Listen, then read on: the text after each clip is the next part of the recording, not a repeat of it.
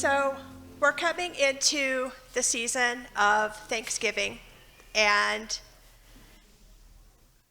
everybody has a favorite food. You know, some people it's the pumpkin pie or, yep.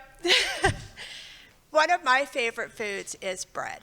So it's always the quest for the perfect bread, whether it's, you know, the rolls from Texas Roadhouse, whether it's the breadsticks at the Olive Garden. Who hears me? Anybody here with bread? Exactly. Okay.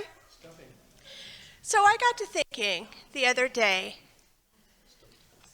bread it's perfect. And when you take a look all the way back to the beginning, when the world was perfect, back in the garden, when God saw all that he had made and it was very good, it reminded me that we are like that loaf of bread. So what happens when your bread gets moldy? What happens when it turns blue? Do you still think it has a purpose? So even when sin entered the world, we still had a purpose. So they're going to show a slide. Maybe. Okay, never mind. I've spent the past week trying to grow mold on bread. My kids thought I was crazy. I had it tucked underneath my sink in the bathroom. I had water sprayed on it. I was trying to get this bread to mold so I could actually show it to you. Couldn't get it to mold. So I told them, I said, well, I'll just have a picture put up. But y'all know what mold looked like.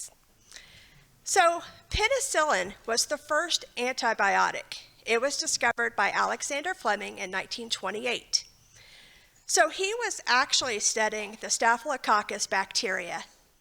And he had went on vacation, and when he returned, mold had grown on the dish. But anywhere that the mold was, the bacteria, the Staphylococcus, was not there. So he realized that it had an antibacterial effect.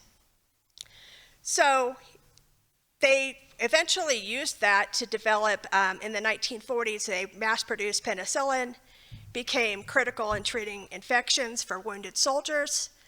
So there's a purpose, even when sin enters the world, even when we are covered in mold, even when we are not perfect. Romans 7:15 through 19, Paul talks about his struggle with sin.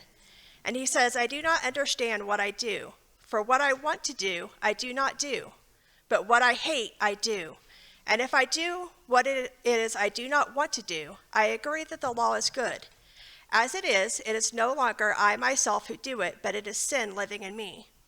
For I know that good itself does not dwell in me, that is, in my sinful nature. For I have the desire to do what is good, but I cannot carry it out. For I do not do the good I want to do, but even the evil I do not want to do, this I keep on doing. So we discussed this morning, we were talking about Abraham in our Sabbath school.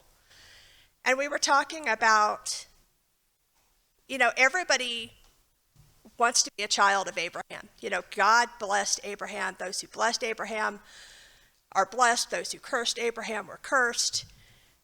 And he had moments of flaws. He had moments where he, you know, called his wife his sister. You know, he was scared.